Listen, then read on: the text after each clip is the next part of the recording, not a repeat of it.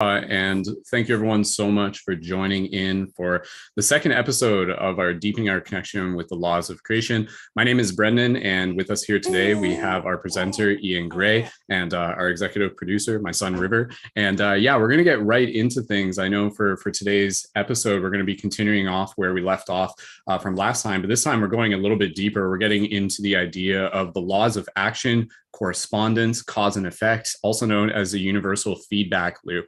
So again, in the previous episode, we were introducing a lot of the concepts related to sacred geometry and Fibonacci sequence and how those can be applied to a deeper understanding of our own place within this reality and how to be able to, again, become masters of our destiny. So Iain himself, again, is an amazing person who is both an entrepreneur from a young age, a master of many crafts, a father as well, and has a lot of wisdom. And he's very passionate, like many of us, to be able to help assist and accelerate with the collective shift in consciousness. So I'll pass it over to Iain and we'll just kind of chit chat for a little bit. And I know our time today, I think we have an hour and 45 minutes, and Iain's got a beautiful presentation set ahead of us. So Iain, I'll pass it over to you and we can maybe just kind of set things up and then we'll go from there.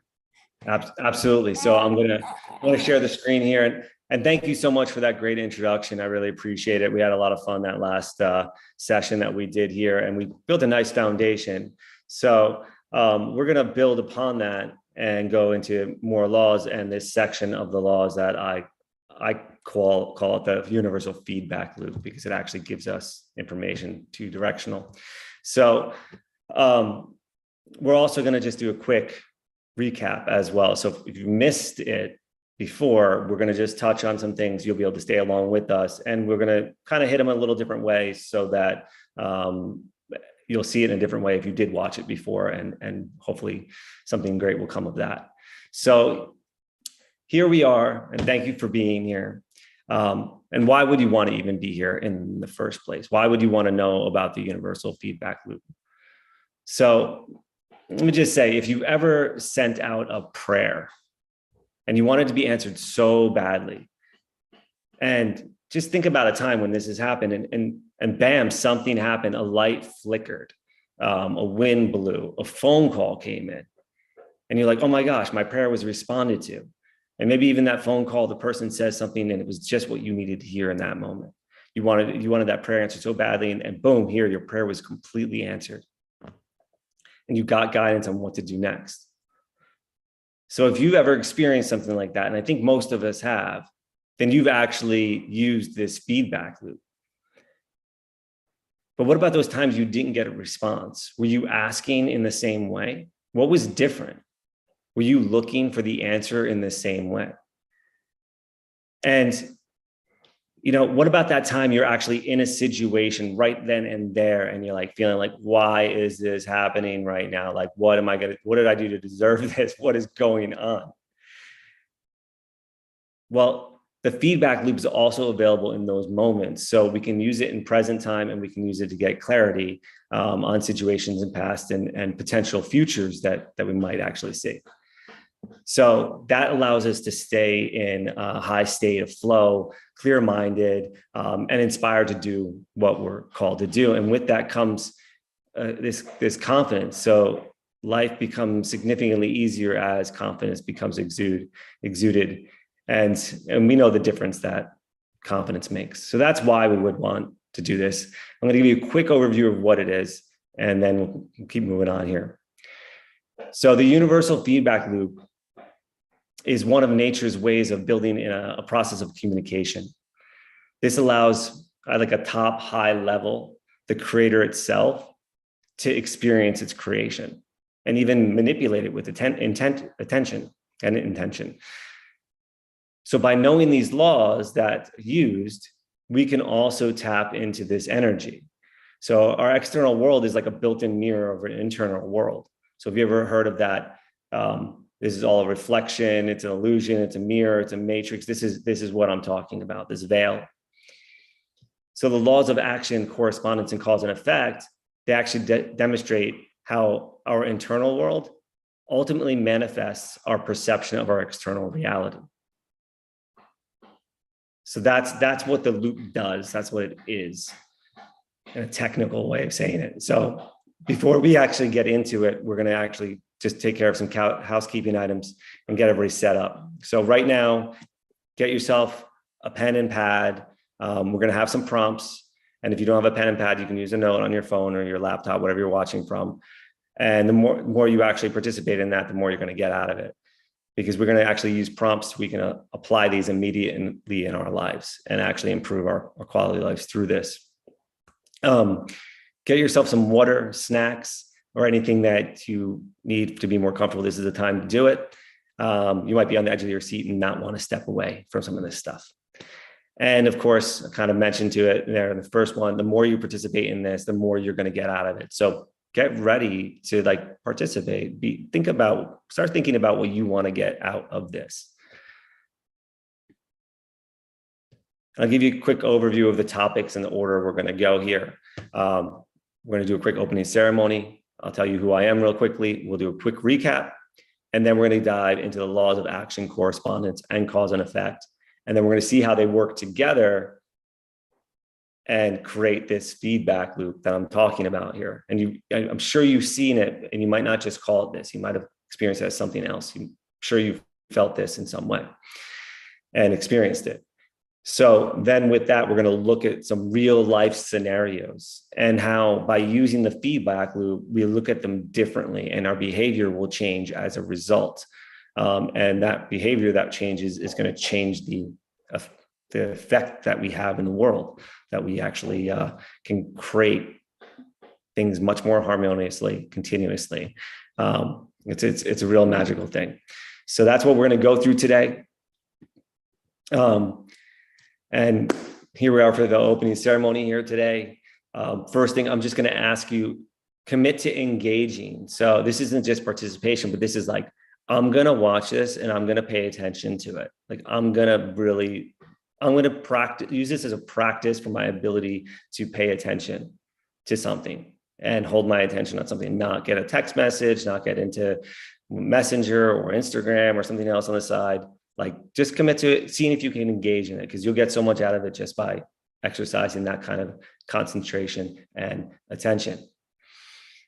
And I'd like to do a quick check-in here, and we'll do a little breathing and stretching while we do this check-in. So just let's get us all on the same vibration, right? We're going to get us in harmony. We're already in a certain level of harmony because we are here. We were drawn to this broadcast, right? Me to create it, you guys to watch it and participate in it.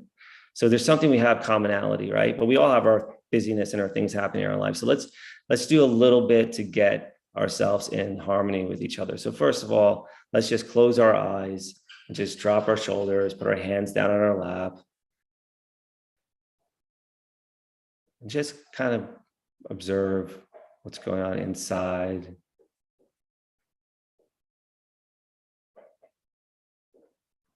Just start noticing the breathing that you have going on right now. And start to make a belly breath if you're not already breathing into the belly, and inhale through the nose. And just notice what's going on in the body, how it rises and falls on the exhale. You notice your bones going up and down and your muscles stretching, contracting.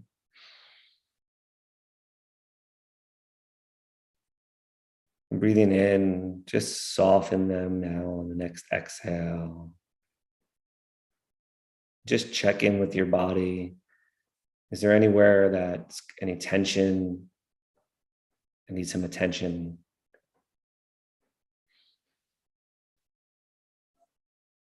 And just breathe into that place. Let it go with your next exhale. And just turn your attention to your thinking mind as you breathe in.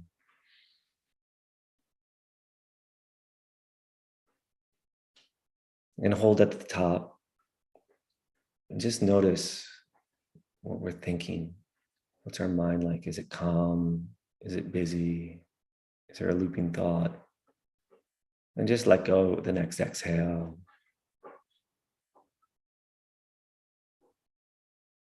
One more time.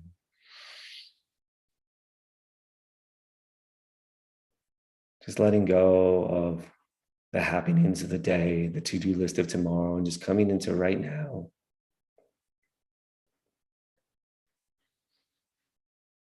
Now, the next inhale, just check the emotional state. How am I feeling?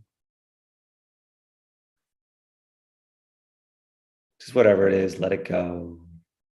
Set an intention of how you'd like to feel as you're letting it go, and inhale that with that intention in mind, that feeling that you so much desire.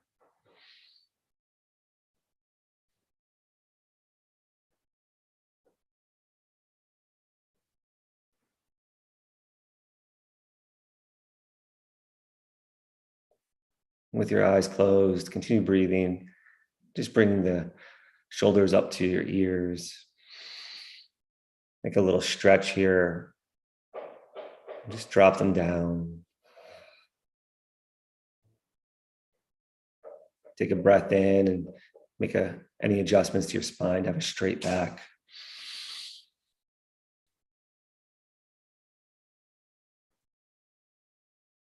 Reach the arms over the head and stretch up to the sky. And exhale and stretch to the left. Inhale, back up. Stretch to the right. Inhale, back up. Drop your hands down. Keep them at your heart for a moment here and just think about for a moment. We're going to be together for about an hour and a half more. What would you like to have the outcome of this be? Is where in your life would you like to see this implemented? What's your mindset about this? And how do you think you get the most out of it? And just set whatever your intention is for this. Let's take one last breath into that intention.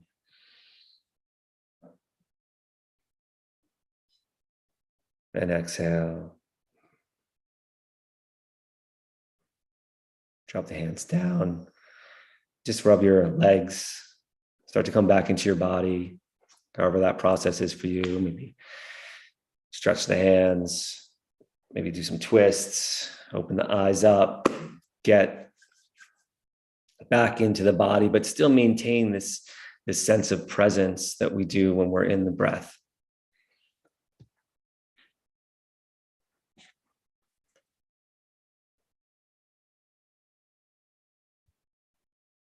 Just feel into that for just a moment.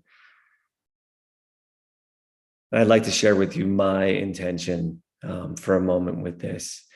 My intention is to be able to help anyone to experience more flow in their life and find more harmony and peace and that enjoyment that we can have, and get into that optimal state more often and closer to that. So my intention is that you experience this out of this. If you want that, if you don't want that for you, then all cool as well.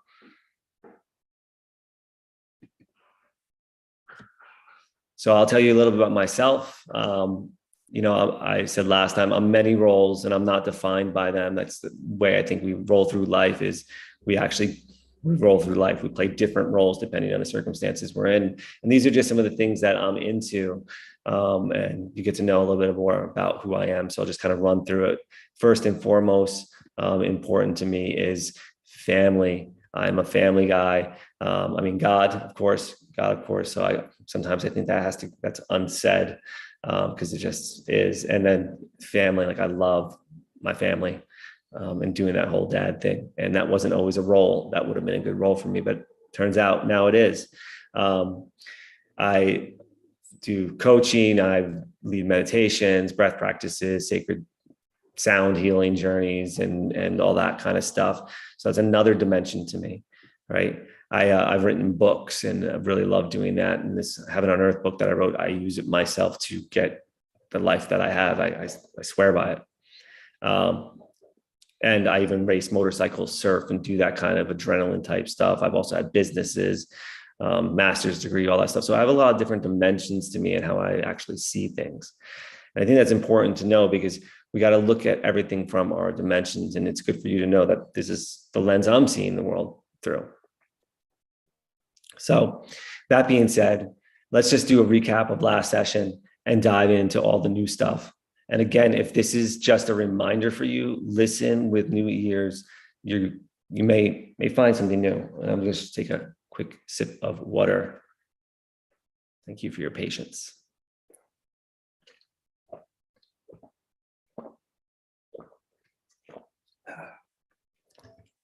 It's kind of awkward sucking out of a straw like that alive.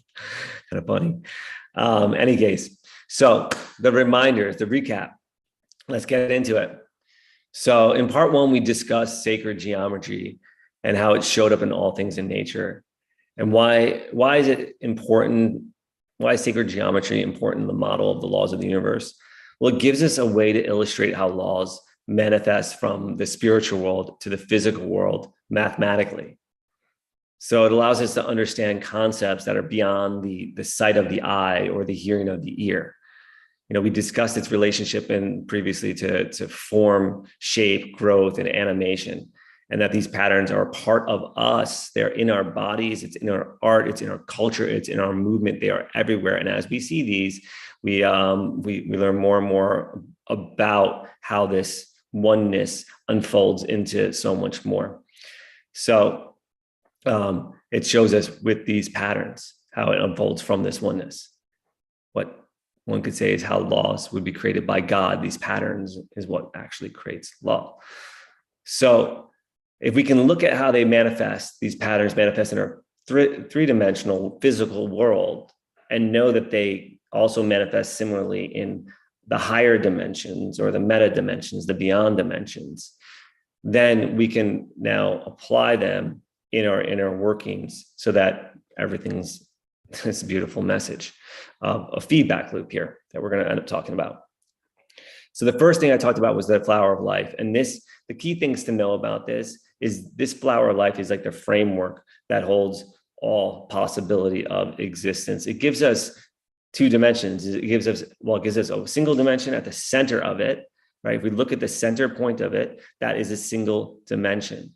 That's it. That's the isness. And then as it unfolds out, it gives us our length and width. So we're now in a two-dimensional reality as we look at this imagery.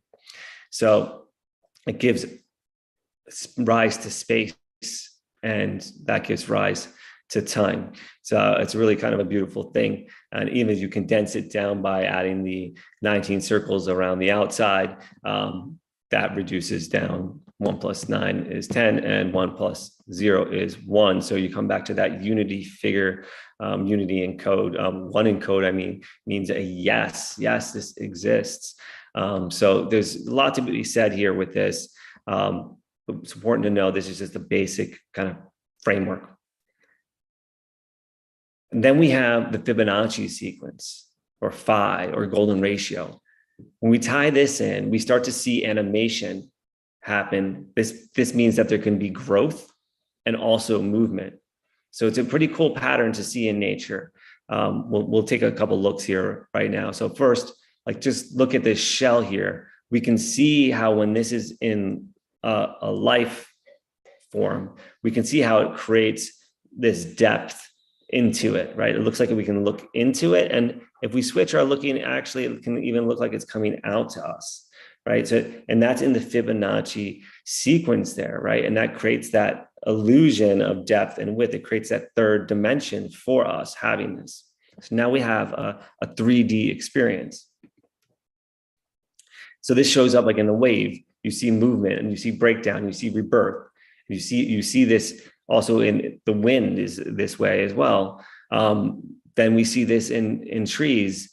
This is one of my favorite plants because I can see this so clearly here, how this works. And this specific growth pattern is designed to optimize sun exposure and water capture, not by accident. This is just the reality. This is nature's design, right? Spiritual manifesting itself into a physical form. And here we see it again on this plant.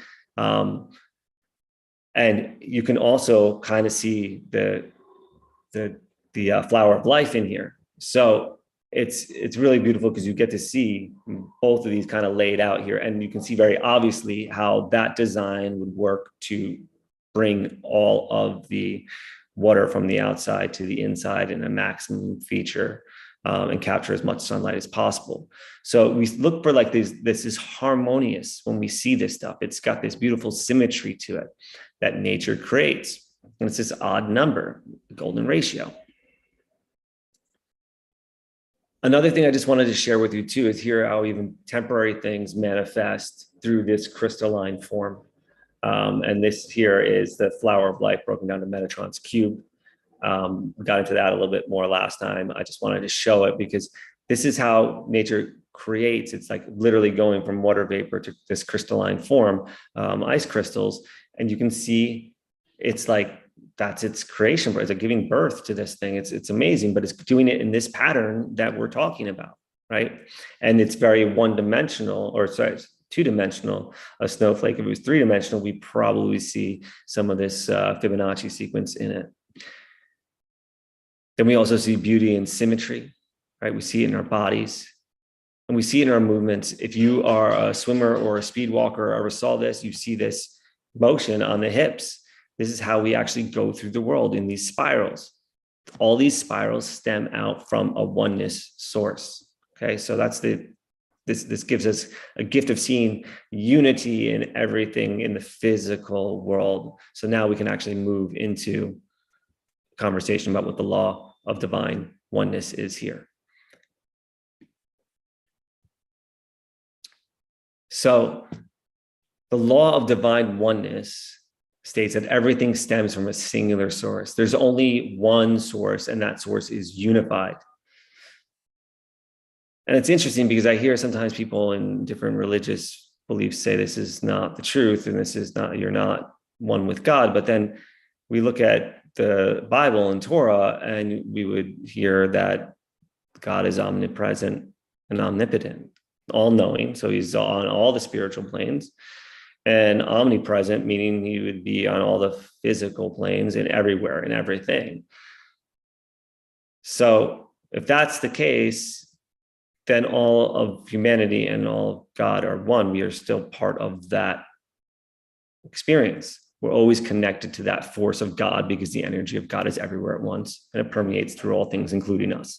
So that's kind of my logic behind it here. But you get to see how everything folds out from this oneness in this beautiful flower.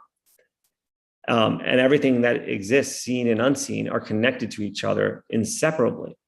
So it's that life force or God force. Everything is one. So when we actually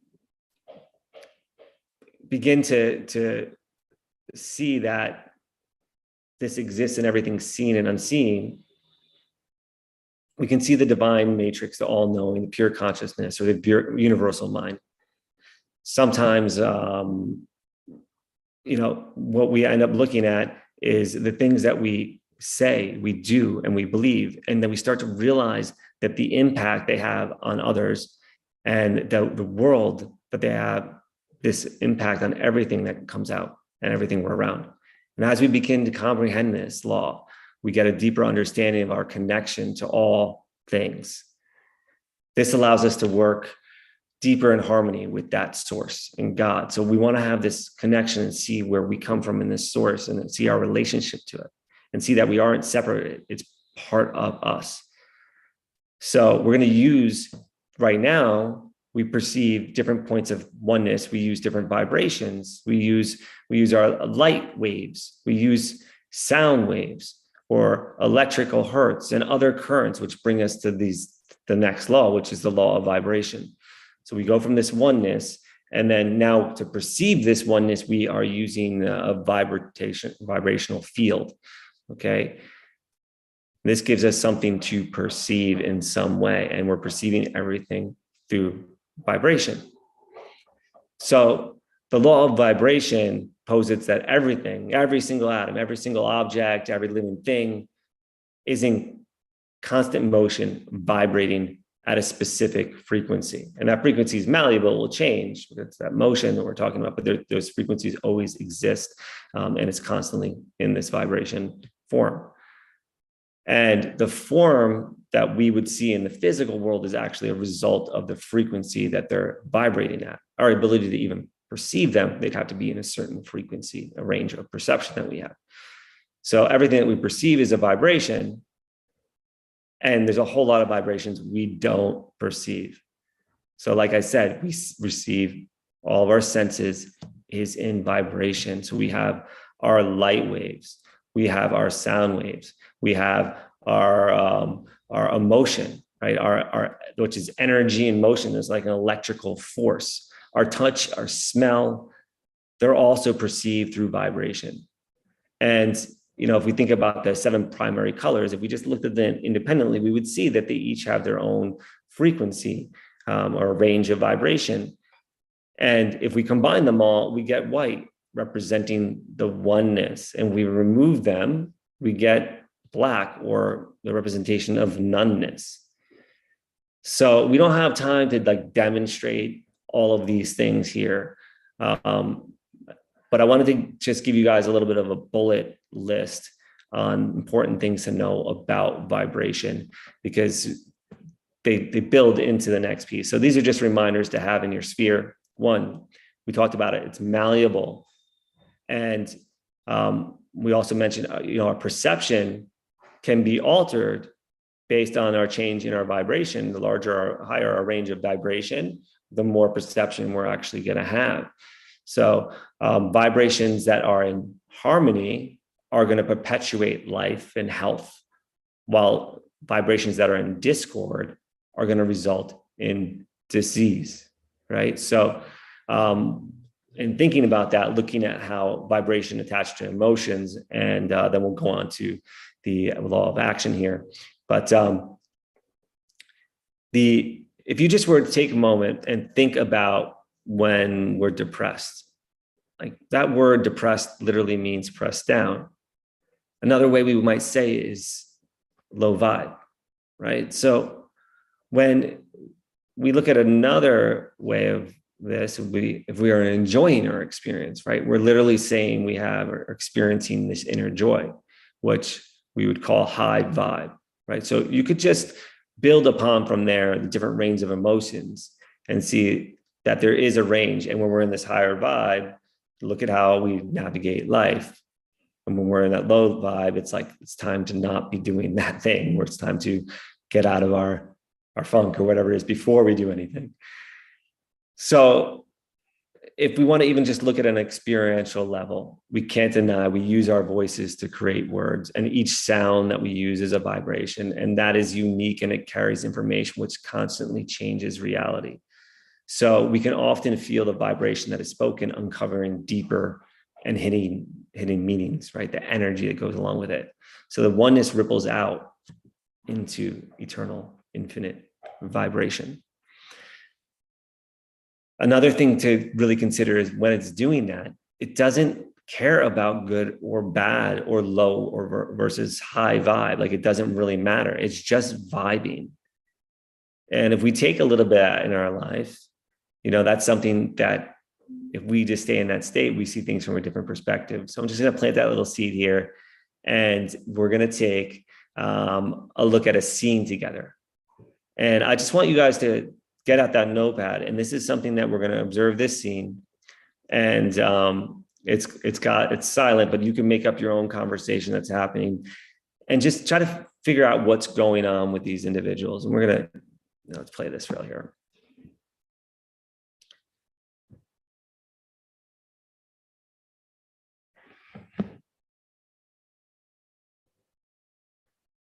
This is on a loop, so you're going to get to see this a few times.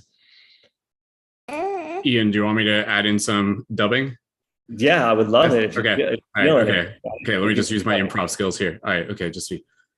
I don't think you ever listen to me. Well, I'm always telling you what to do, but maybe if you just pay attention, but maybe it's just you don't explain yourself properly. I feel like we're not communicating with each other properly. There's some sort of mismatch with our vibrations. Maybe we should step back and reevaluate our communication skills. Okay, there, end scene.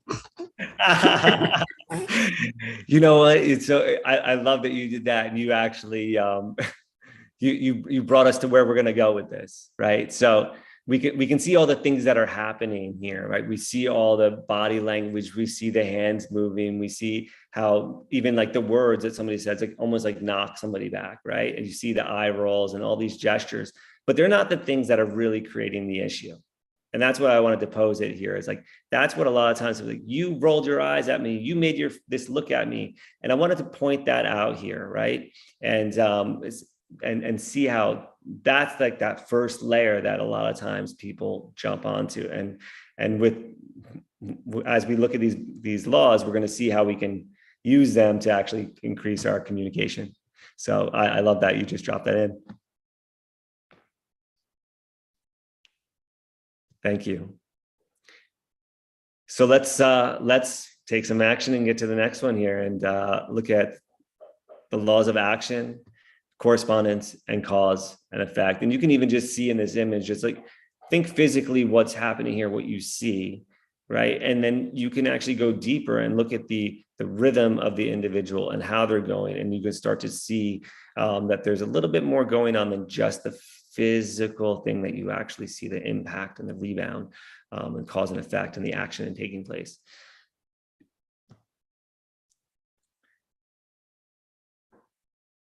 So one of the things, to me, the law of action is maybe the most interesting of the laws, at least at this point in my life, because the idea is by taking on an action while we're holding on to a thought vibration, we're actually going to be able to make it manifest more quickly. And it's not just a thought vibration, it's also an emotional vibration. We have different parts of us that we need to get alignment and harmony. And the law of action states for anything to manifest on earth, the necessary actions must be performed. And if we look just at the language, the word act, right, means to move or to draw forth. And I think about film and theater and hearing a director on set yell action, right? Like this is how life kind of works in a way. Like it's time to go, that's action, we take the action. So if we look at this film here, we see that we have actors who intentionally are implanted to create a scene, and several scenes compose an act or part of the show, right? If the actors know their role, we're going to have an awesome show. It's going to be great. If they pull it all off, it's going to be cohesive. It could be a masterpiece. But if they don't, it could be a disaster. The whole show, if they don't know their part, the show will fall apart. And what's happening with us is we're looking to take action consistently to improve our quality of lives, right? That's something we know that we can do through action. We can get things done. But what ends up happening a lot of times is, for many people, it seems like they're just born without the script. We're in situations that we don't know our roles. We don't know how to play things out. We didn't get a manual beforehand, but there is actually a built-in script, and that's what the next two laws actually start to reveal to us. So the action, though, that we take is merely the trigger effect in this feedback loop that I'm talking about. And it actually allows us to help piece together the puzzle of what the heck is happening around us. So it's actually a way that we can now start to respond to it and make changes at a higher level than just watching our precision when we're throwing the darts and learning how to move our arm properly. We now learn on the inner workings. So let's just do this for a moment. And I'm gonna start to kind of just take you down a path. And if you could just shine me on again and close your eyes, right? And just imagine a vibrational wave in your mind. And just to throw something in there for you guys with a little bit of direction, like maybe an image of a sound wave, right? Maybe it's even a movie. But now if I say the word clay while you're looking at that image, there might be some kind of transformation. And what does that image change to? What do you see? Do you think of a bed of dried clay? Probably not, maybe. But if I'm more detailed and say clay pot, I've now compressed this idea even further, and I'm giving you an additional sound vibration, right? So now you're going to picture something hopefully more accurate, right? So maybe this is what you saw. Maybe it's a little bit closer. And just as the words clay pot are a vibration, this image itself is a vibration. Each one of these things is in a certain frequency of existence. However, the image that we're seeing here is merely the light waves that we're perceiving. And what I said was the sound waves. So if I say something even more detailed, right? If I'm going to get just one more example here, shine me on. Picture a side shot of so make sure you close your eyes for this. You're going to picture a side shot of a brown clay pot, growing some green aloe, spiraling around it. And you can open your eyes. Is this more what you saw in your mind? So you can see how just the additional vibrations being paired together start to create some kind of harmony, some kind of agreement, and makes an image real in our mind. That's just by the action of speaking, but still not physically real. And even this image itself is made up of light vibrating, right? But the picture is worth 1,000 more words. So you know what I'm talking about, but it's still not real. It's still not, it hasn't manifested into the physical. It's just a picture of something here. And we can probably see it pretty much the same, but who's to know we see green differently, or one of us colorblind. That's what happens. So that's because we've only looked for it and we've only spoke about it. So it's like the precursor to an actual manifestation. It's still an action, but it's not actually going to be manifesting, because if we want to make things real, we have to use these things.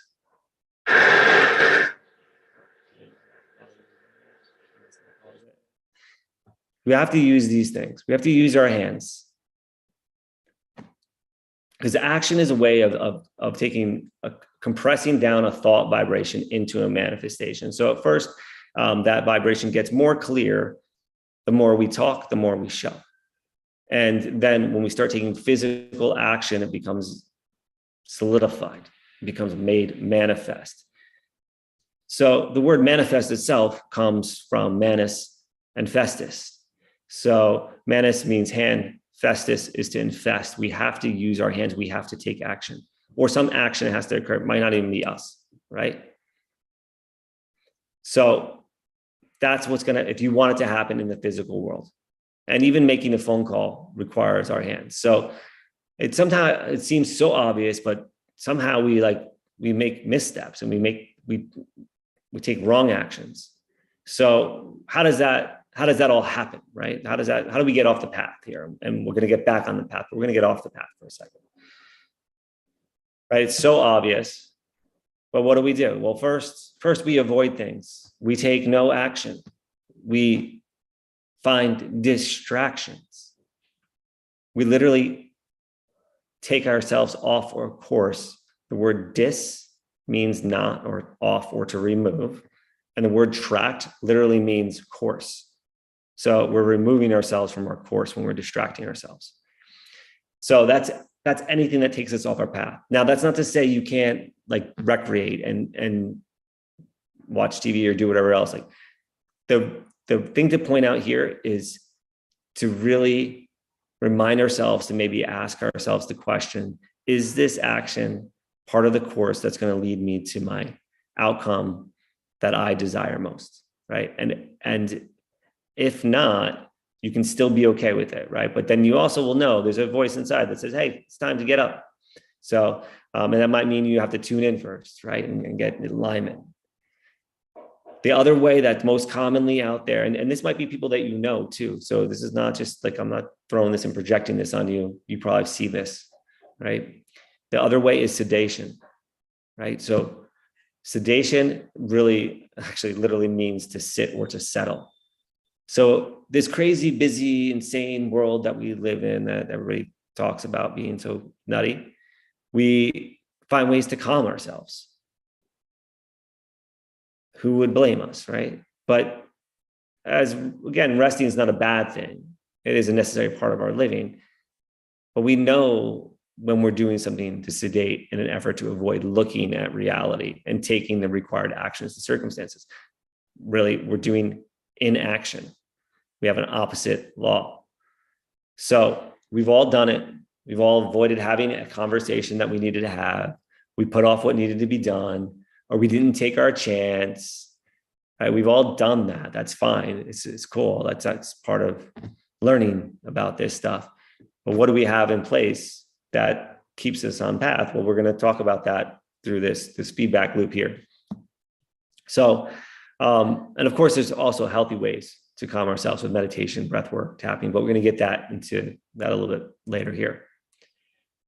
So the reality is, when we take action without resolving things on our inner conflicts, we're going to create outer missteps. That's what's going to happen here. And we're not even necessarily really realizing we're doing it. And these are the misguided actions, I call them. It's the sneaky way that we miss the law of action. So often, like, we could think about it, how we're going to do something and build a method. We could read a book about it, and then we can go implement the same thing as somebody else, and we get a totally different outcome. Maybe we even make things worse.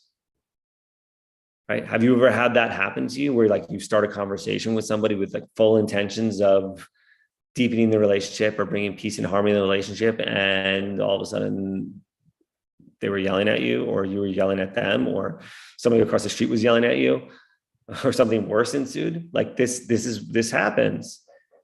So that will happen if we're internally out of alignment. So we could even do the right things, but it just sounds funny the way it comes out.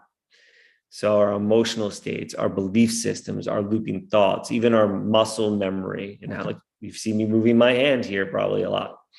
Probably have noticed that. Right? That's my muscle memory coming in. I feel this coming through, and I feel really good about it. And it feels like it's flowing for me, right? But if I'm not in that state, and there's been moments even throughout this where like I stumbled for a second, and I started to feel that closing off, where I started making it worse, and I had to take a breath for a second, right? And just pause and reset. So if we're in the state of fear or depressed or angry, the actions we're going to take are going to exacerbate the situation, because our subconscious mind is the majority of our thinking. All of our belief systems, all of our resolved traumas can lead us to unwittingly make the same mistakes over and over again. And if we're worried about violence and in fear, the actions we're even going to take are going to be few. And if we do, they're going to be not very impactful. And even at worst case scenarios, we get feeling like we're railroaded by the happenings of life. And it will feel like life is happening to us versus for us. So having very clear alignment, which is where we're going to talk about correspondence here in a moment, really allows our actions to get cleared up. And our actions are reflections of our subconscious thinking. So how do we get those into alignment? How do we get ourselves into alignment? Let's talk about that for a moment, because it's important.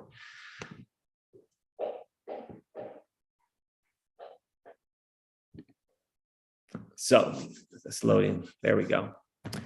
So we have to align the different parts of ourselves to the same cause. Just like when we're gonna, clap our hands. The first time we did it, we might have had to look at our hands until we got a proficiency at it, right? When we focus on something and we look at it, we're looking with our eyes, and then we can touch it. And we're aligning our eyes and our hands together, and we might be listening for any sounds that might be affecting it, or whatever else might be, feeling for wind, any of those things. Well, we can do this also on the internal world here. So how many times have you heard somebody say something like, I know what my heart wants, but my head is telling me something totally different, right? Like you probably said it. I know I've said it. I know I've said it many times, right?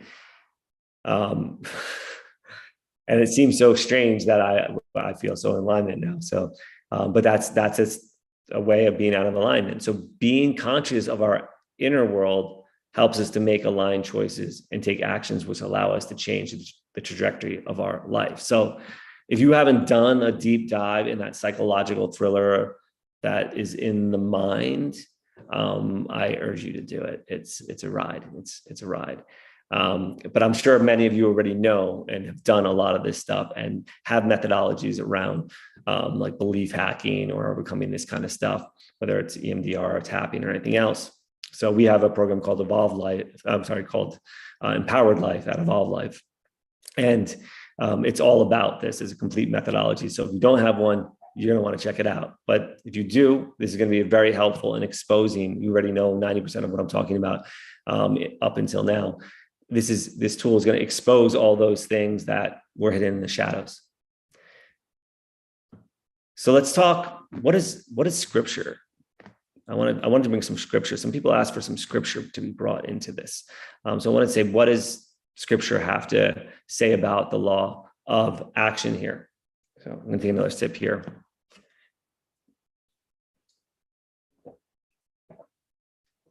So as you can see, I have Luke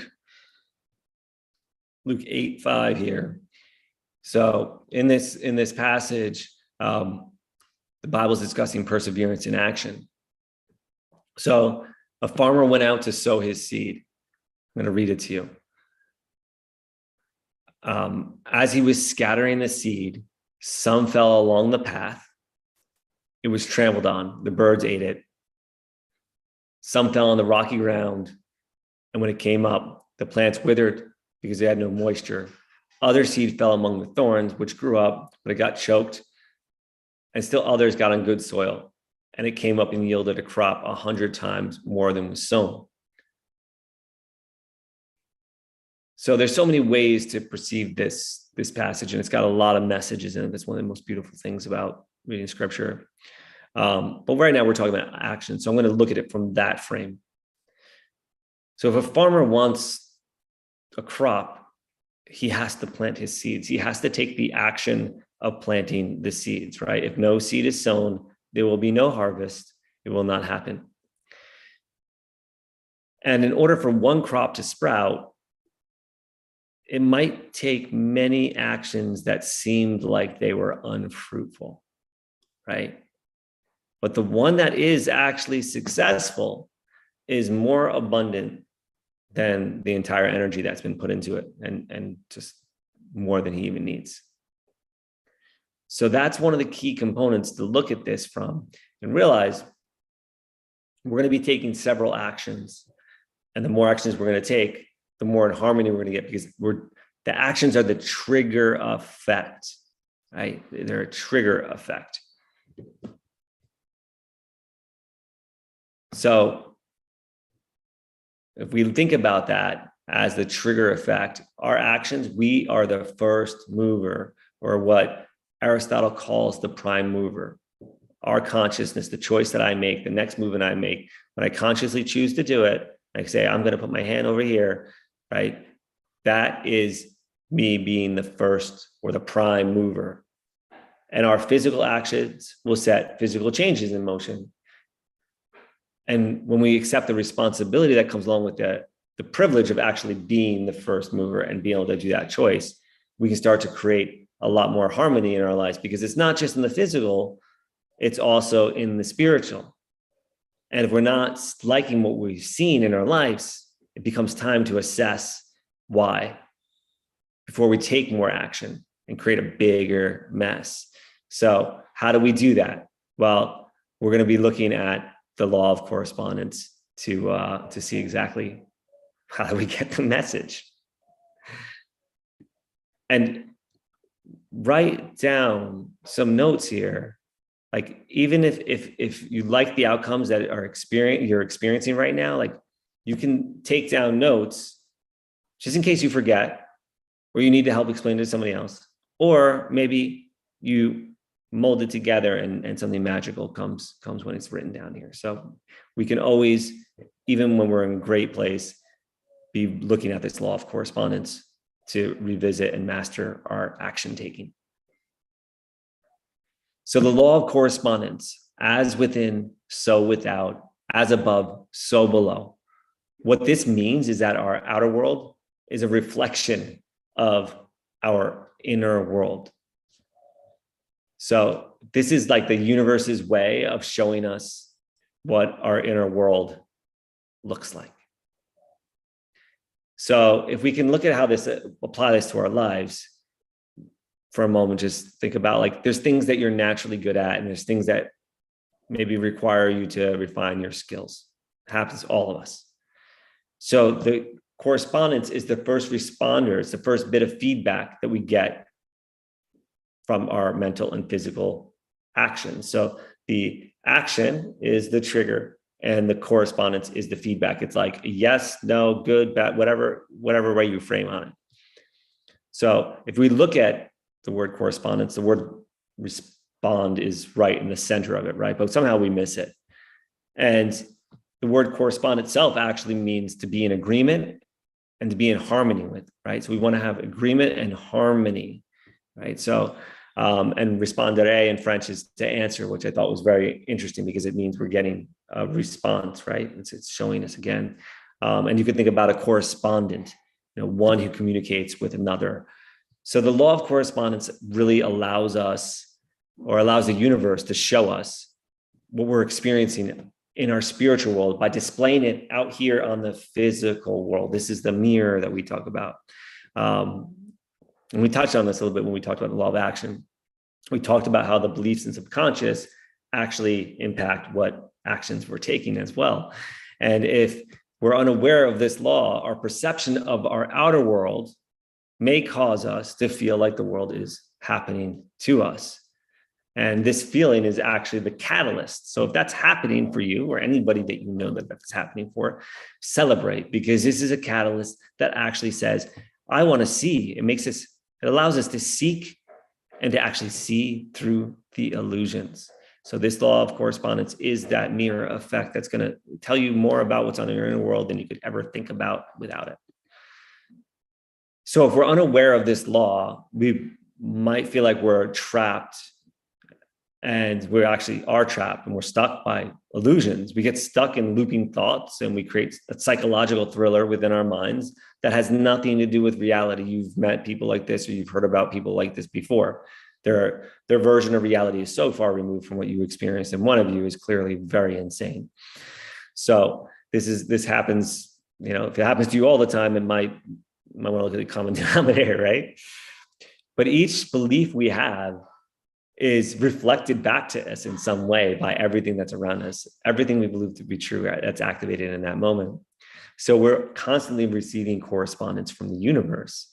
So if we were to picture our outer world like a 360-degree mirror everywhere we look, we will see ourselves reflected back, some part of ourself, right?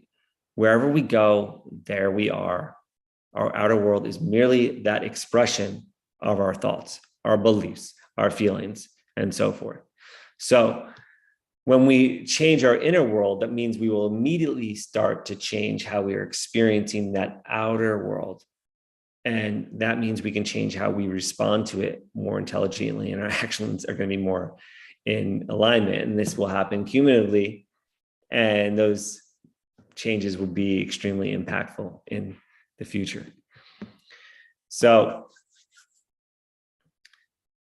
what happens sometimes? Well, I'm going to talk to you a little about scripture here. I'm going to read some scripture, but what happens a lot of times for people is it's much easier to cast blame on external circumstance than actually accept that it is a mirror, right? So when we're looking in a mirror and we see something on our face, maybe we have some lipstick on our face and we don't want it there, we don't put our rag to the mirror and try to wipe it off the mirror. That would be futile. But all too often we try to blame and project it out to this thing out here, instead of saying, oh, wait, that is showing me I've got some makeup on my face and I got to clean it off, right? Some lipstick. So, when we actually look at ourselves and clean up our own flaws and sins and illusions, then we can see more clearly. And that's what this passage is going to be about here. And I'm just going to drop it to you 1 second. And once that's done, we're going to find that the issues that we thought that were actually from out there, issues we thought we had were, I'm going to say 99.9% of them were all illusions, a result of our own projection. So this is talked about in the Bible in Luke 6.42. And I just came across this passage just the other day. So here we go.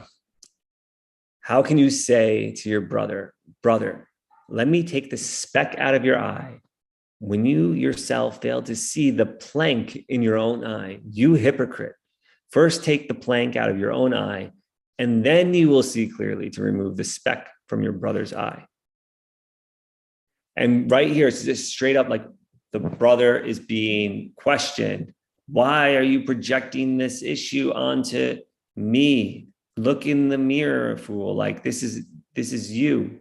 And this is right in the eye to imply faulty vision, right? To say, realize what you're looking at is a reflection, and whatever you see out there, that's even greater inside of you, right? So that's what I hear when I read this. So there's a few things to be aware of before we go in and say we're going to try to use this law of correspondence effectively. Just really helpful tools. There's a concept called conscious competence, unconscious competence, unconscious incompetence, and conscious incompetence, right? So I'm going to break down what those are. So the things that we're good at and we know that we're good at, that is conscious competence. The things that we are not so good at and we know we're not so good at, that's conscious incompetence. But if we don't know that we're bad and we think that we are also bad, maybe we don't even know what it is, that's unconscious incompetence. And then we have, of course, the unconscious incompetence, right? So what we're going to have is anytime there's incompetence, we want to be able to elevate that. And anytime there's no consciousness, we need to bring that to awareness, because when we bring that to awareness, now we can start to align ourselves and create methodologies and make our lives flow more easily. So that's what the correspondence tool is really. A law of correspondence is a tool that allows us to bring all the unconscious to conscious, so we can actually add more harmony into our lives. So this is a model that I've been working on that I want to share with you, and just how this actually works. So the premise is our perspective is a reflection of our own projection. So our perspective, what is our perspective made? Actually, before I even get into our perspective, let's look at this diagram here. So just imagine yourself as the golden person in the center. Of course, you're golden, right? And then above you is an example of some event that happened. And then the white person is a conversation that's happened, right? So we know that our perspective is made up of our subconscious. 95% of our observation is made by our subconscious mind. So our conversation, gold and white here, what we think the other person said is including all of our judgments, all our beliefs, all our traumas, all our prejudices, all learnings from previous situations. It's a limited viewpoint. And the limited viewpoint helps us to navigate the situation in so many ways. But anything that's unconscious of us could potentially be undermining us, right? So we have a conversation with a friend about work, and our entire viewpoint about their job is impacted by our beliefs about their work system. So, or our work, right? How our job goes, what we believe about work in general. We haven't, maybe another time, we haven't been honest with somebody, right? And we're not honest with somebody about something, and all of a sudden friction starts to ensue in the relationship. What's going on there? Like all of a sudden, why does it just happen magically when there's a little bit of dishonesty? Like, boom, all of a sudden the relationship just starts withering, right? Something between us. Or we make a judgment about someone's clothes, and it's actually because we're not happy with our own outfit. right? And now we miss the opportunity to make a more friend. But these are all just our perspectives that we have in those situations. And I'm using limiting beliefs here as examples because they're just more poignant, right? We could have the same scenario where we see somebody and we love their outfit and it draws us to them and we're a social person and we make a new friend, right? But that's because of our belief system. So that would be, if we know we're that way, we're consciously competent. If we don't know we're that way, then we're unconsciously competent in it. But what ends up happening is these are the perspectives in our situations, in all of our situations. All these perspectives that are happening are just actually a reflection of us inside our beliefs. So if we navigate our lives based on this, it starts to bring us to the idea of our reflection and what we can do with that reflection, that information that we receive in the communication.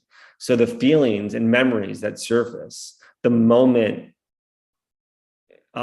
we're in a reflection, it's revealing our internal beliefs. So this gives us an opportunity to see how we're actually creating the illusion that we're in. Because again, remember, this is all an illusion. Sometimes it's easy to forget that because we're talking about action, but it's still at source an illusion.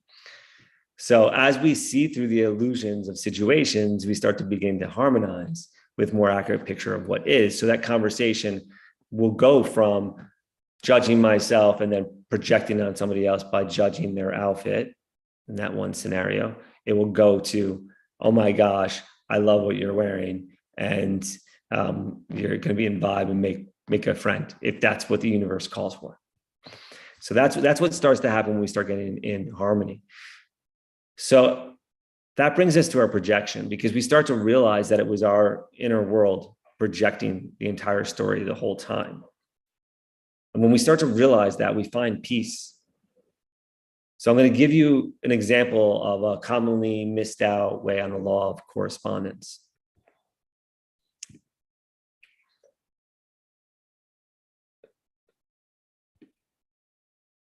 So sometimes when we ignore our feelings is an obvious way we miss out on correspondence. We're not even paying attention to the information that's inside of us. And I probably should have even dedicated a slide to this because it's such a big thing. People push down their feelings. So if that's something that's happening, that's information being given to us. Every single emotion, every single thought, every single feeling is information about us and what's going on inside. So it's probably the most common way that we get lost in the illusion. But the second one is this subject of blaming or projecting. We don't take responsibility for our own self, and then we look for someone else to blame. And we start saying things like, you make me feel. Instead of saying things to the communication a little bit that Brendon alluded to earlier, is we can say something more like, when I heard you say this, the universe showed me I had a feeling of blank inside, or some variation like this, right? We might even find that that's not even what the person said, right? And we might have misheard them, or they might hear it back and need to update it.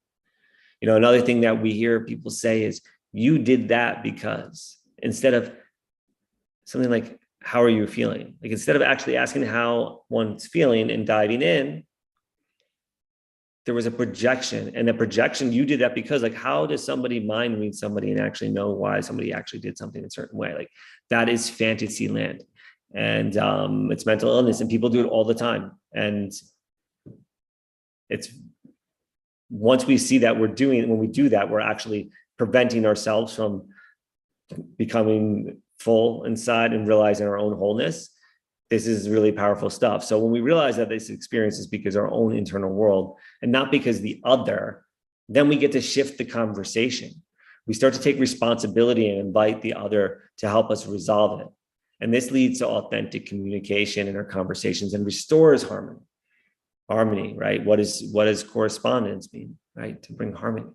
So we've become the correspondent, creating the correspondence. And our voice is actually impactful because we are in a harmonious, aligned vibration. So we're actually harmonizing the vibration in where we are in space and time, while all of this is happening, allowing us to take actions that are going to yield better results. Alternatively, we can go through life feeling irritated. Like you could just say, this guy's crazy, I'm not doing this. We could just go through life. Like if that's the case, go through life irritated, like life's happening to you, like suffering, angry, there's no responsibility taken, and that makes it a lot easier in many ways. But there's that. Maybe that's what somebody else wants. That's not where I'm at. I like to see that we got a little say in what's going on here. It can be guided, and it's a mystery, and trying to solve that riddle is just, even if I'm wrong, at least it's a beautiful thing. So, we do go through that world as it's an angry place. It's not the world, it's us. And when someone else is angry at us, right, we can say, hey, that's their inner world's inability to reconcile the reality I presented them with, right? Oh my gosh, what if we frame it like that? They don't like what I just said. I knew they weren't gonna like what I just said, but that's okay. I'm gonna let them get their thing out, right? So that's one of those things, like saying the truth sets us free, but first it pisses us off.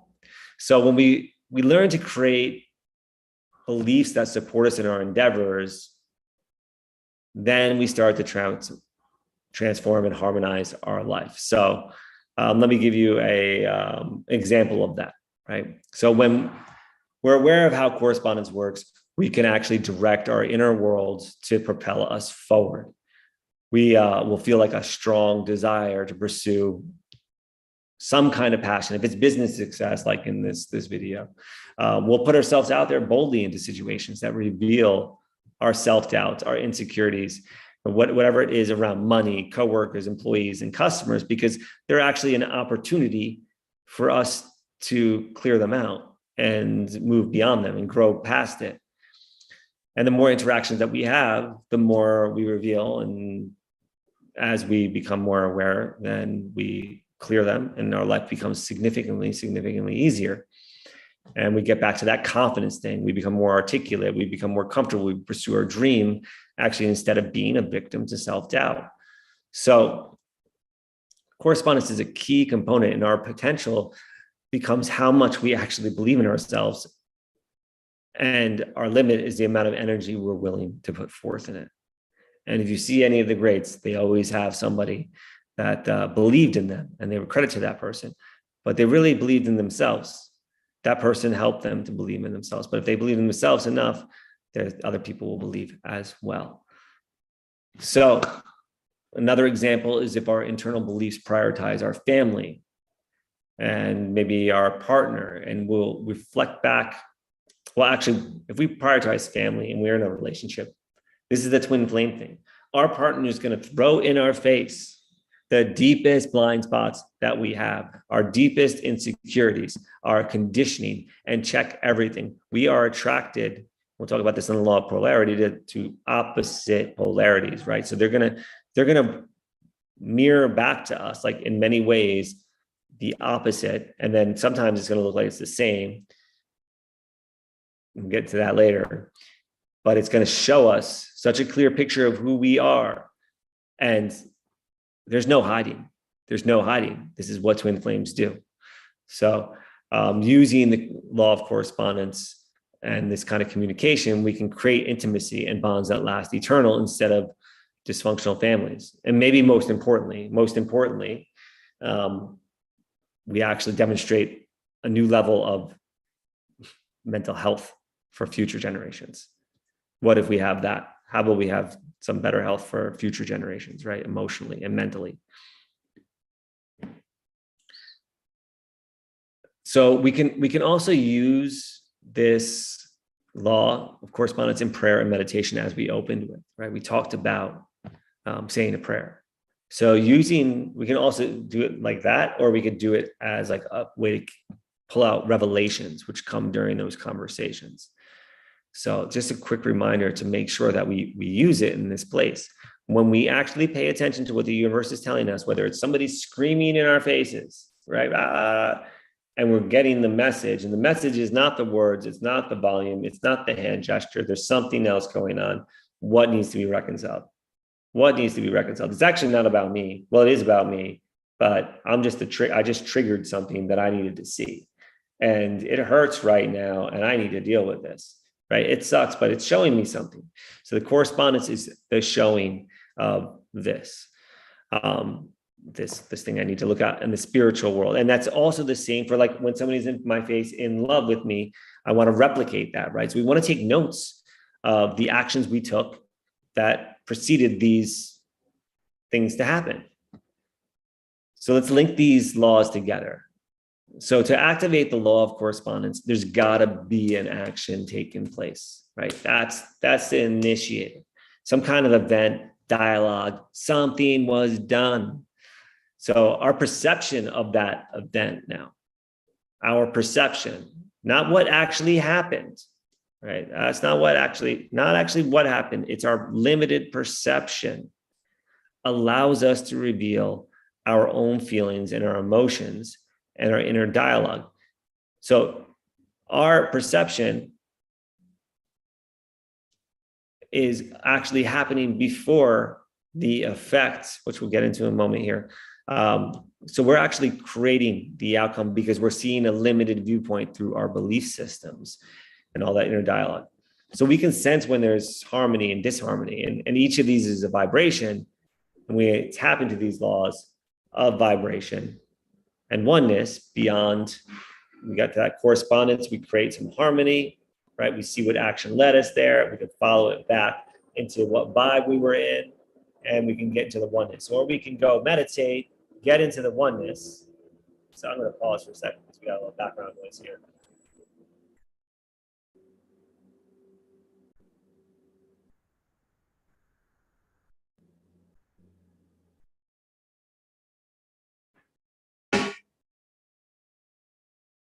Okay, so when we're actually following this back, we can follow it back from the law of correspondence and see how it follows back all the way to the law of oneness, which I just kind of illustrated there. And then we have the law of oneness, where we can see that oneness ripples out into this vibration. That vibration, we look at a specific point in it, or it's compressed so much that it becomes a thing, it becomes a thought idea. Now we take an action, we use something to manifest it, bringing it to the physical form, right? And now from there, we have our perception of that thing, whatever action we took, whatever our feeling from the action, from the vibration that we're in, and the action we took, and when we have a perception of that piece. And with this new awareness, we can take action to resolve issues that may have caused us to activate the law of correspondence again, showing us where we resolve things, and sometimes where there's still some attention to be given in certain areas. So let's move on to the law of cause and effect here. So the law of cause and effect. This law states every cause has its effect and every effect has its cause. So it also says chance is actually just a name for a law that hasn't been recognized yet. So if we look at the actions we take, it's easy to see on the physical planes, cause and effect. Here, you see this happening. And as physics states, in our common sense view of causality, we make two assumptions, right? This is physics, right? So this is not just the laws of the universe, the spiritual principles. Here's your physics principles.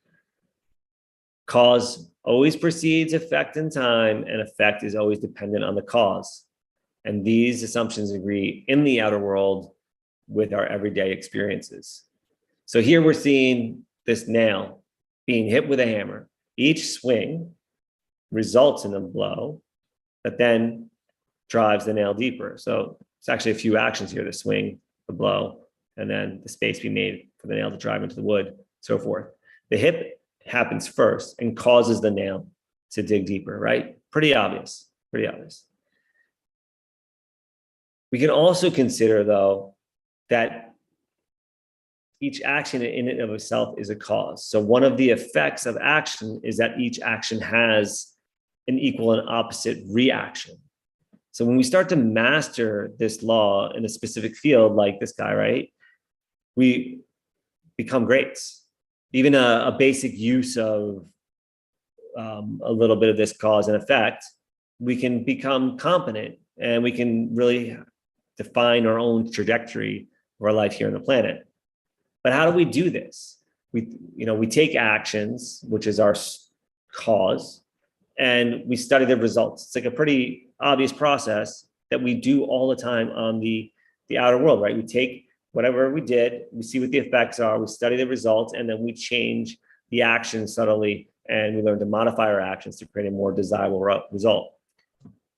And that will create conscious competence if we know about it, right? In any area of life, So often we do this and people literally create miracles. So Edison did this, or he's credited with the light bulb, right? There's some debate about that, but in his making it or remaking it of it, 10,000 tries it took him, but several patents were developed throughout the whole entire process. So it wasn't like it took 10 times to get a good result, just 10,000 to get the one he wanted, but hundreds, if not thousands of patents came from that experiment. And here we see a baseball player with refined skills to hit a speeding ball coming at him. Like, come on, most people, like if I saw a ball coming at me as fast as that thing probably is, I would probably not swing the bat. I probably would step away.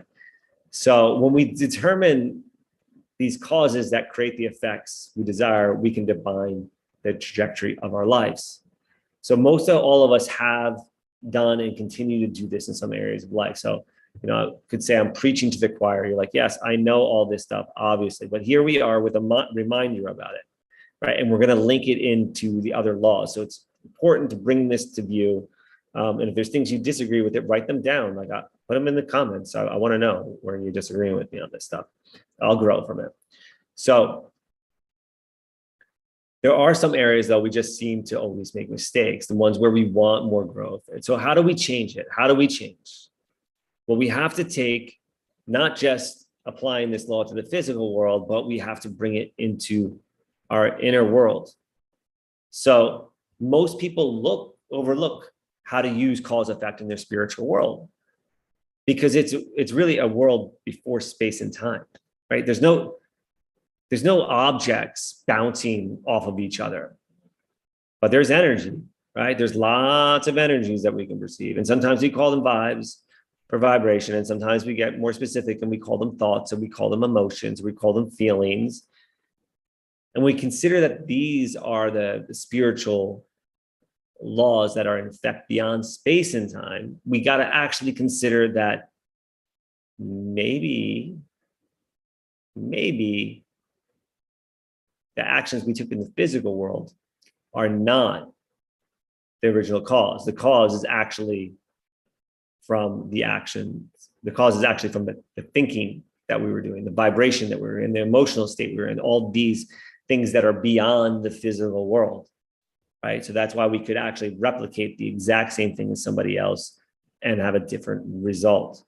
So the thought, the feeling, the emotion that we had prior to the action is its original cause. And if any of these are out of alignment, it's going to make our actions misguided, and their effectiveness is going to be diminished as a result. And I know I'm repeating some of this, but it's very important to put these pieces together, because just as we improve our results in the external world, and then we apply that same methodology to our internal worlds, then we start to see like a grand change in how reality unfolds. I mean, this means we retrace our steps to what we were thinking, what we were feeling, what was our intention.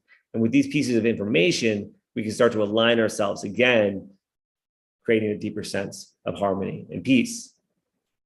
So as we do this, our actions become more impactful. Our words match our deeds, and we are what we say we are. And that's a powerful gift, and it's rare. It's rare these days. So let's look at some scripture here with the law of cause and effect. Do not be deceived. God cannot be mocked. A man reaps what he sows. What plant is the cause? The bounty is the effect.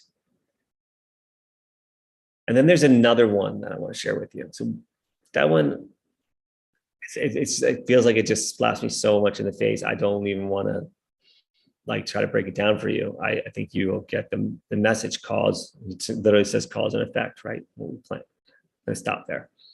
Another one that I wanted to read to you guys here is from Proverbs 4:26-27. Ponder the path of your feet and remove your foot from evil. He doesn't use, there's no use of cause and effect here, right? But we're talking about a path, and we're talking about some action, right? The feet are obviously moving, right? And he's telling them to remove them from evil. So what I thought was really interesting about this, and why I wanted to share it, is that they start with the physical objects here, right? We're in the physical world. I mean, there's the pondering aspect, right? So we have a little spiritual here. We're thinking, right? But the path, what are we pondering? We're pondering this physical thing, the path and your feet. And we're removing our feet, not from the path, the physical thing, but actually a conceptual thing here, the evil thing. And to me, this just ties in to use this methodology of cause and effect in the spiritual realm. So whether we're sowing the seed of a plant or an idea of our mind, we're creating something. We're the cause, and there will be a predictable effect. So that's a very powerful way to look at it. You know, another thing that gets tied to cause and effect a lot today is karma, right? It's very much like cause and effect. What do we say? What goes around, come around. We get back what we put out, stuff like that, right? Ironically, though, the word karma is Sanskrit for action. So it's not that full cycle. Karma is not that full cycle, but we can discuss that another day. But this is the concept of cause and effect as we talk about it in the ethers. So, but if there is one thing that I really would like you to take away from today, it would be this. It would probably be this. And I'm going to put it up front here. We got a little bit more to go over. But we are 100% responsible for owning our inner world. And when we do that and we make it harmonious by taking that responsibility, we have a collective impact. And this loop really breaks down ways that the universe is actually communicating to us through these different laws. So we just look at these pieces and it will show us the path. It's like torches. So if we think of for a moment, though, that just any one of us, each of us, taking that 100% responsibility and owning it changes the entire world. Just think about what that could be like if you were to make that vow right now. And I'm going to do the same. I'm going to just take a deep breath into that.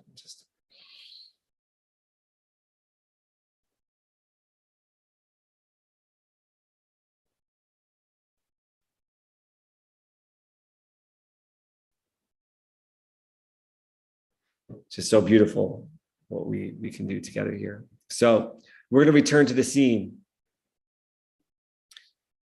And I'm going to talk a little bit about what I see here. And Brendon did an awesome job of breaking it down. And, you know, I'm going to just break down a few points on the feedback loop of what's happening in here. So we're going to start by just observing physically what's happening. We did a little bit before, but I see two people, it looks like they're having a disagreement, right? We see lots of body language. We can see how words are said and used and like bouncing off each other. They literally impact each other. We can see the breaking of connection with the breaking of eye contact and the facial things.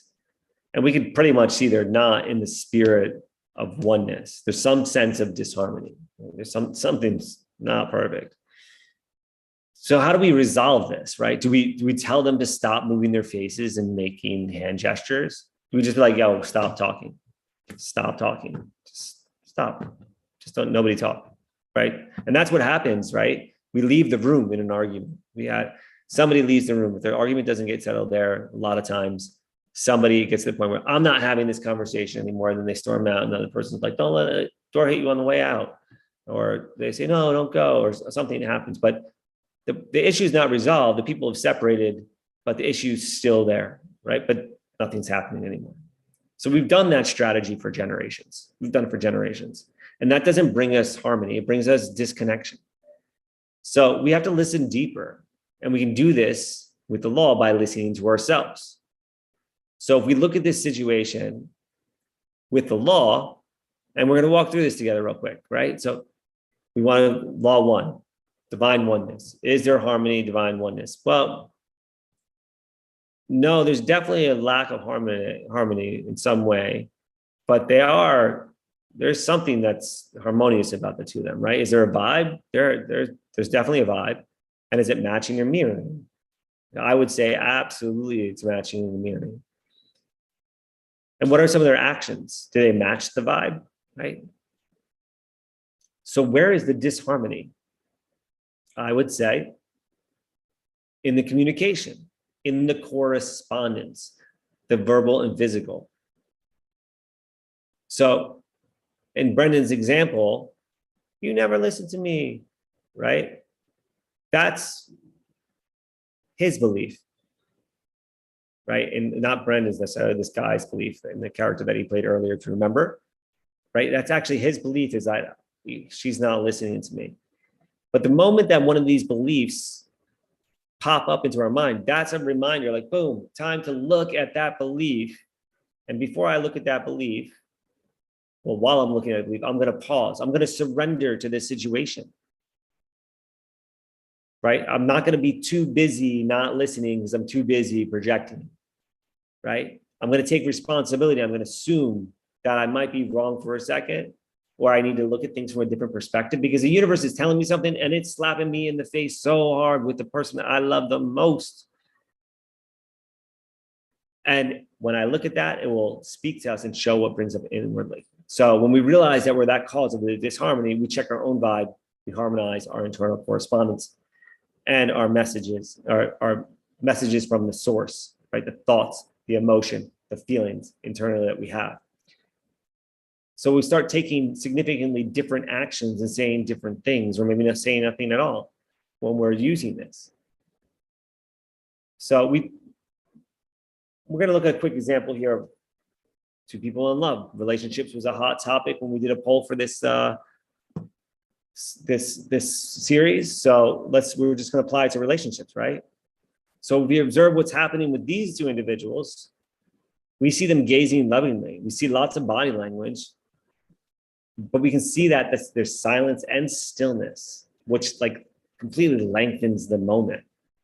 They appear to be in the spirit of oneness, but if we want to replicate authentic love and connection in our own lives, do we force ourselves to sit and stare at each other in the eye? Like, yes, there is eye gazing and it's very effective, but is that like really how we want to be able to get along? I mean, maybe it's some part of the methodology, but that's not where I'm taking you.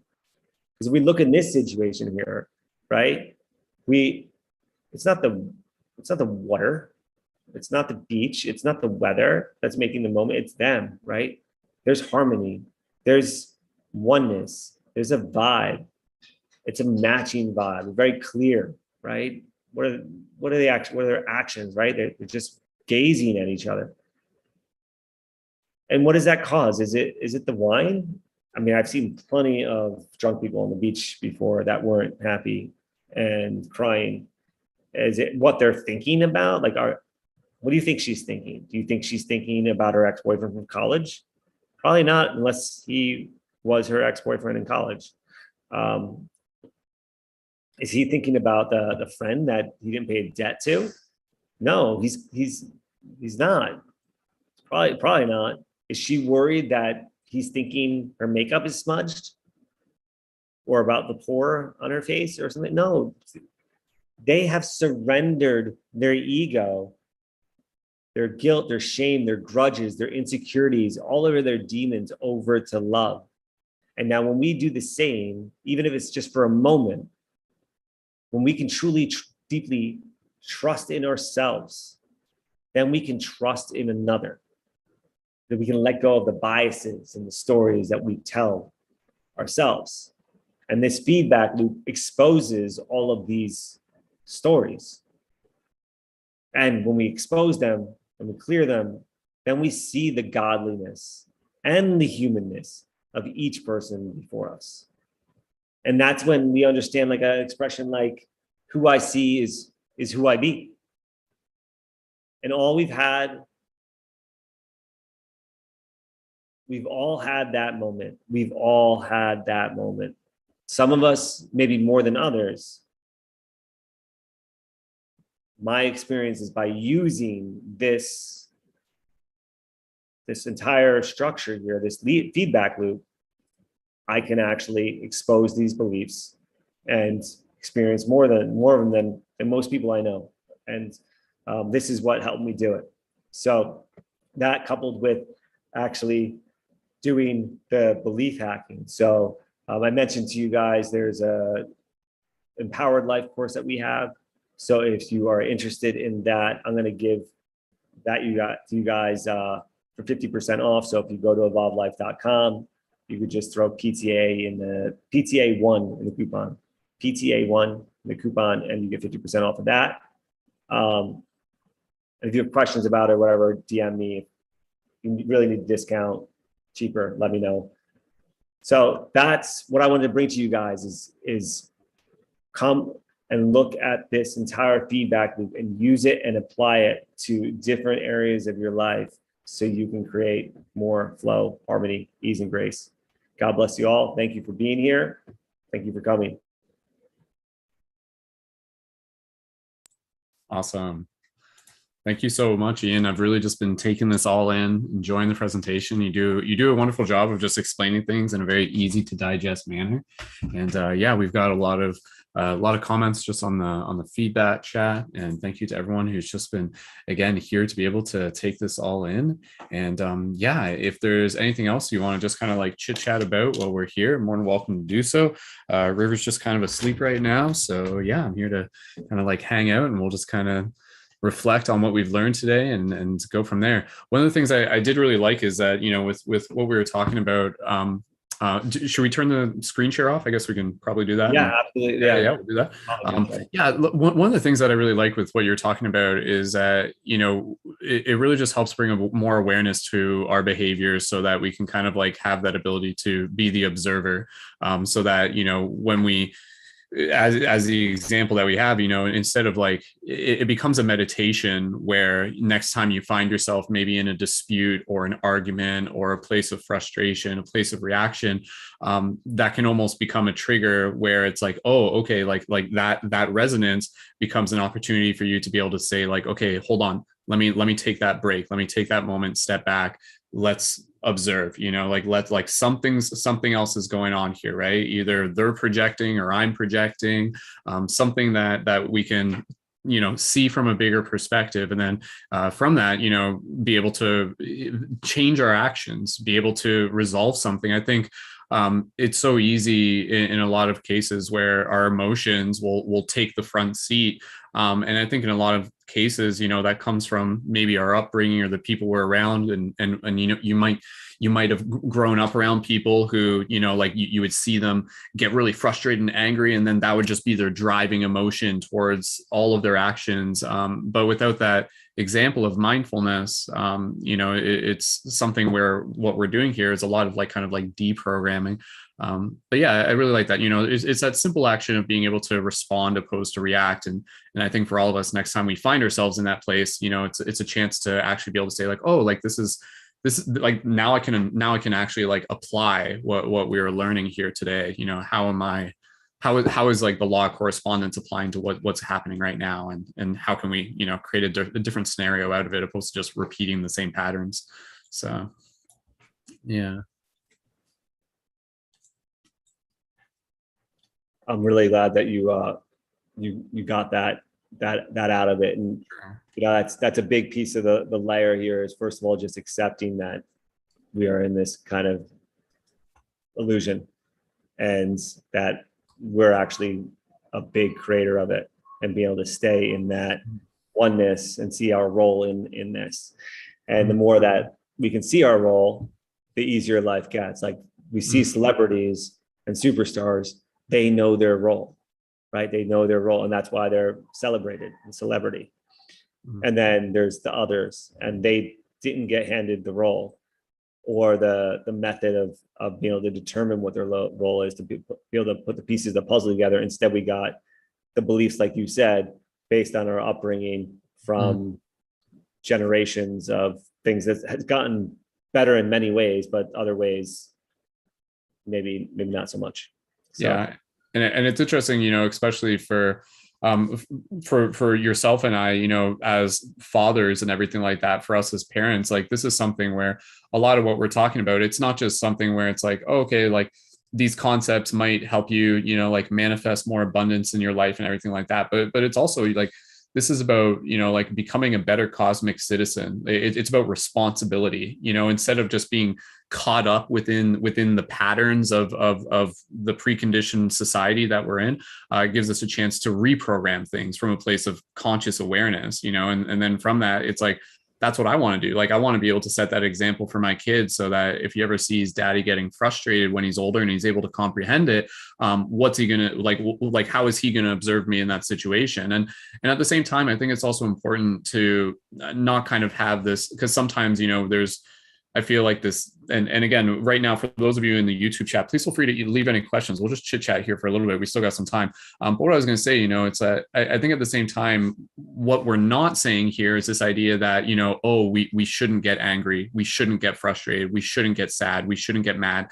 More so, it's just being able to change the relationship so that when those emotions do arise, instead of just kind of becoming them, we become the observer of them. And then we almost get curious, where it's just like, well, why?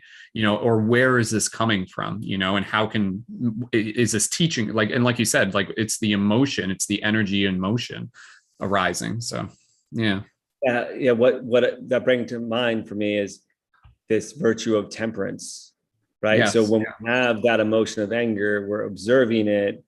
We're not reacting to it. We might see a hammer that we want to throw at someone, but we don't. Right? We can see it, we experience it. And instead we say, okay, what is this anger for me? And actually, anger is a gift. Anger is a great gift because it brings things to my awareness that need to be looked at. That's why it hurts so much. Right? And that's the same thing with depression. It's a gift. And there's certain things I should do when I'm depressed, and certain things I should do when I'm angry. And there's certain things that I shouldn't do. Right? But actually, angry, depressed mostly do nothing. Yeah. There's some questions here in the chat, and even just relative to what you were just saying. Kelly is asking any suggestions as to how we can raise our vibrations when we're living in times of huge stress. Yeah, absolutely. So the first thing I would say is, the easiest way to do it is to frame around it. So if we look at this word stress, it's got a bad connotation, but it's actually not bad. I might say distress would be bad if I'm in distress. And if I'm in eustress, it actually causes me to grow. So the easiest thing to do is actually take the connotation away that stress is a bad thing, right? And actually it won't cause distress or dis-ease in the body. So that's the magic trick, I think, way of doing it. However, having whatever it is that you love to do, whether it's meditation, yoga, painting, making music, singing, whatever it is you love to do, making sure you create time doing that, create that time for yourself doing it, because that will relieve any of the tension that's built up that makes it feel like it's distress. So I would just those are the practical ways that I would look at it. Yeah. Just thinking about that for a second, I think it's interesting because, in today's society, we, like you said, we kind of, we don't really have much place for stress within our daily lives. It's not encouraged. Stress is not encouraged. If you're feeling stress, like, like watch your favorite Netflix show, drink alcohol, smoke weed, go to the club, whatever, avoid it at all costs. Take your soma, like Brave New World style and everything like that. But I think, like what you said, there's a really powerful paradigm shift where what if we actually start inviting in healthy stress. So that concept of de-stress versus eustress. Can you maybe give us some examples of what eustress would be? Because I know for one, and this is one I practice, would be something like cold showers, where it becomes a holographic thing. And if I can take a cold shower and endure the stress of that, it mentally prepares me for the little stresses of the day, sort of thing. But yeah, I'm just if there's any other thing about eustress, because I feel with what Kelly was asking, that'd be a great way to kind of add some applicable actions we can take. Absolutely. And actually mentioned it a little bit in the slide here regarding if somebody wants to be business driven, and they actually will put themselves in the situations that make them feel uncomfortable so that they could overcome them. Yeah. Right. So it's actually happening in a physical way and a spiritual way, but now I'm doing it with that intention to feel uncomfortable. Like if I know that the gift of feeling insecure is myself revealing something that inside of me is not secure, and now I know that about myself, then I have a chance to overcome it. But if I avoid even having conversations with people, I won't be growing from it. So again, it comes around that frame side of it. But of course, doing the ice baths, like that's a physical way, and we see it in the physical scale and how that even use lifting weights, right? I could do it too much and strain myself, and that'd be distress, right? And if I'm going to be straining myself, it's probably because I wasn't present anyway. That's why I got hurt. If I stayed and made sure my form was there and everything else, I'm not getting hurt. So those are some other ways for distress versus stress. Even the growth marks on your body. If you got that was eustress. Yeah. And people often forget using the weightlifting as a metaphor for life. With weightlifting, what we're actually doing is we're tearing the muscle.